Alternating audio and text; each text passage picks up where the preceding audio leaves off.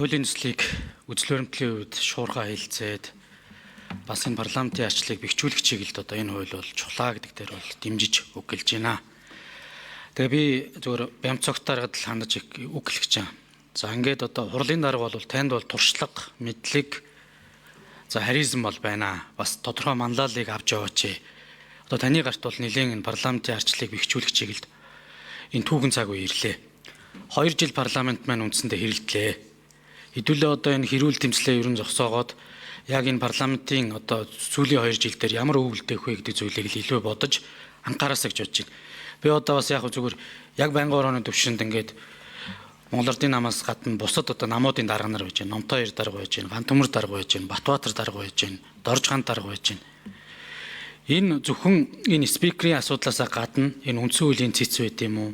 Энэ төрийн байгуулалттай холбоотой энэ хууль эрх зүйн орчнуудаа хэдүүлээ нэг яхаарахгүй нэг мэтгэлцэж зөвшөлтсөөд ер нь нэг шийдье.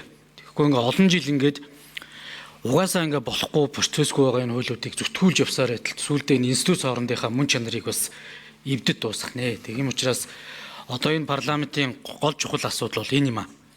Тэгээ энэ төрийн байгууламж гэдэг юм уу, төрийн үйл ажиллагаа энэ ус төржихгүй ийм процесс нь ил тод болоод ирэх юм бол энэ нийгмийн эдийн засгийн амьдрал руу ч гэсэн шийдэгдээд ирнэ.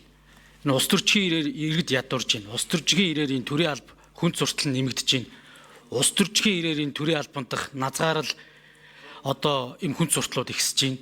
Ус төрчгийн ирээр энэ иргэдийн орлого буурж штэ.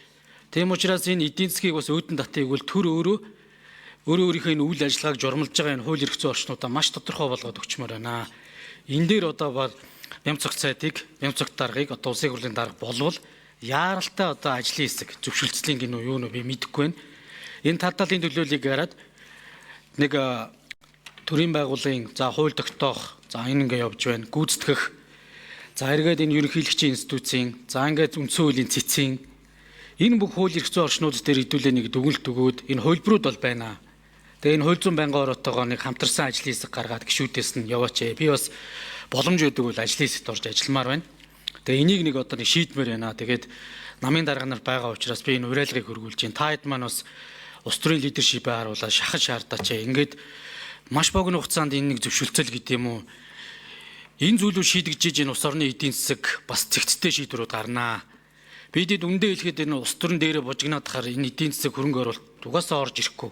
Угаасаа энэ эдийн засгийг одоо идэвхжүүлэхэд одоо бас хүндрэлтэй нөхцөл байдал үүсчихэж байгаа байхгүй улс төр талаасаа. Тийм учраас энэ зүйлүүдэд нэг хэдүүлээ нэг анхаарад маш уурхай ажиллахыг одоо бас улс төрийн намын дарга нараас төрийн байгуулалтын байнгын орооны гишүүдээс тэгээ болдог бол энэ дээр бас хууль зүйн байнгын ороог бас оруулаач. Тэгээд одоо ингээд хамтраад шуурхай ажиллая л гэсэн ийм уриалгыг бас дэвшүүлж байна.